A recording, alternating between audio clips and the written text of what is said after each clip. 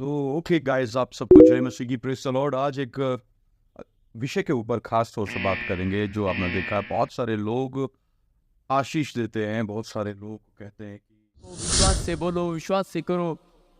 जिसका विश्वास पसंद आ गया परमेश्वर का फेथ गॉस्पेल का मतलब क्या है। फेथ गॉस्पेल सुसमाचार को तोड़ मरोड़ कर बनाई गई एक शिक्षा है, जिसके अंदर लोग कहते हैं तो वो विश्वास से कुछ भी मांगना चाहिए, तो वो विश्वास से कुछ भी मांगना चाहिए और परमेश्वर उसे दे देगा। बोलने में क्या जा रहा बोलने में क्या जा रहा है। और आपका विश्वास परमेश्वर को मजबूर कर सकता है कुछ भी देने के लिए। मोदी साहब को ही बोल रहा हूँ, उससे अच्छी गाड़ी मेरे पास होगी, उससे अच्छा हेलीकॉप्टर मेरे पास होगा। आमीन जी। ऐसी शिक्षा देने वाले लोग बड़े बड़े दावे करते हैं और परमेश्वर की मर्जी की बात ना करके, परमेश्वर की मर्जी में ना चलने की बात करके सिर्फ आपको बड़ी बड़ी दुनियावी चीजों की तरफ आपको लेकर जाते हैं। ये भी प्रॉस्पेरिटी गॉस्पेल का ही एक ग्रुप है। इस सुसमाचार को फैलाने वाले सिर्फ आशीषों की बात, नई कार की आशीष देने के लिए जा रहा है यीशु मसीह का नाम में। क्या हम रिसीव कर सकते हैं इस बात पर? को मानने वाले इस मसीह शिक्षा को यानी कहना चाहिए कि इस झूठी शिक्षा का प्रचार करने वाले लोग, इस झूठी शिक्षा को फैलाने वाले लोग अक्सर कहेंगे कि अगर तुम विश्वास करके मांगोगे, अगर तुम विश्वास करके ऐसी घोषणा करोगे तो प्रधानमंत्री की कार भी तुम्हारी हो जाएगी। Oh my अगर God. विश्वास करके मांगोगे तो तुम कल को प्रधानमंत्री बन जाओगे। अगर तुम विश्वास करके मांगोगे तो तुम्हें ये मिल जाएगा, तुम्हें वो मिल जाएगा। लेकिन बाइबल ऐसी शिक्षा नहीं देती, बाइबल ऐसा नहीं बताती। बाइबल बताती है कि आपको जो कुछ मिलता है वो परमेश्वर की ओर से मिलता है और आपकी हर एक डिमांड परमेश्वर की अधीनता में होनी चाहिए।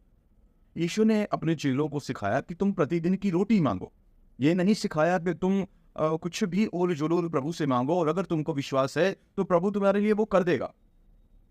ये शिक्षा बहुत ज्यादा कलीसियाओं को खराब कर रही है और अक्सर लोग अपनी लोकल कलीसिया को छोड़कर ऐसी बड़ी बड़ी बातें करने वाली कलीसियाओं में जाना पसंद करते हैं। अगर आपका वीजा नहीं लग रहा, आ जाना मेरे चर्च में, आपको अमेरिका कनाडा गुड न्यूज मिलेगी यीशु मसीह के नाम में। जहाँ पर लोग कहते हैं कि तुम विश्वास करो तुम्हें बड़ा घर मिल रहा है, तुम विश्वास करो तुम्हारा कनाडा का वीजा लग रहा है, तुम विश्वास करो तुम यहाँ जा रहे हो, तुम विश्वास करो तुम वहां जा रहे हो, और स्वीकार करो, एक्सेप्ट करो, रिसीव करो।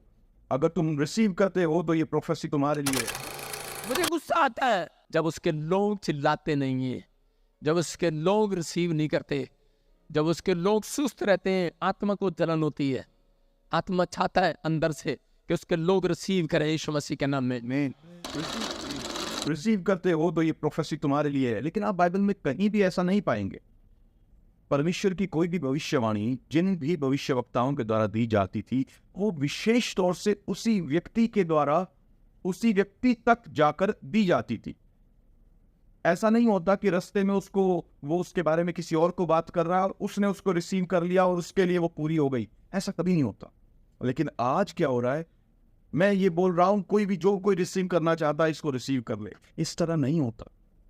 देखिए, मत्ती रचित सुसमाचार उसका 10वें अध्याय उसके 12 वचन में यीशु इस प्रकार बताते हैं, घर में प्रवेश करते हुए उसको आशीष देना। यदि उस घर के लोग योग्य होंगे तो तुम्हारा कल्याण उन पर पहुंचेगा, परंतु यदि वे योग्य ना हो तो तुम्हारा कल्याण तुम्हारे पास लौट आएगा। और जो कोई तुम्हें ग्रहण ना करे और तुम्हारी बातें ना सुने, उस घर या उस नगर में निकलते हुए अपने पांव की धूल भी झाड़ डाले। यानी परमेश्वर की नजर में योग्यता का मतलब है जो लोग परमेश्वर के सुसमाचार को स्वीकार कर लेते हैं, वही लोग आशीष के लायक हैं। लेकिन कौन सी आशीष है?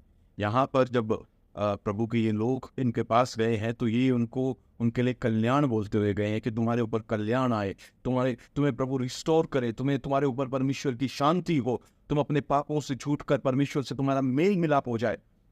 लेकिन आज कलीसिया के अंदर जो ये झूठी शिक्षा चल रही है, ये बड़ी बड़ी बातें, तुम्हारे पास प्राइवेट जेट होंगे, तुम्हारे पास बड़ी गाड़ी होगी, छोटी गाड़ी नहीं होगी। लेकिन आप देखिए, उनमें से बहुत सारे लोग बहुत गरीब थे और यीशु ने कभी भी उनका तिरस्कार नहीं किया, कभी भी उनको ये चीजें नहीं सिखाई कि तुमको इस दुनिया में बड़ी बड़ी चीजें मिल जाएंगी, बल्कि यीशु ने उनको सिखाया कि वो कैसे परमेश्वर के राज्य के बारे में चिंता करें। उसने सिखाया कि अन्य जाति लोग इन चीजों की खोज में रहते हैं, लेकिन तुम परमेश्वर के राज्य की, स्वर्ग के राज्य की, उसकी धार्मिकता की खोज करो। आशा करता हूं कि आप लोग ऐसे लोगों से बचेंगे, और जो झूठे लोग हैं, जो प्रभु के लोगों को दुनियावी बना रहे हैं, उनको ऐसे ऐसे दावे कर रहे हैं कि अगर तुम विश्वास करो तो सब कुछ हो जाएगा, ऐसे लोगों के चक्कर में ना आइए।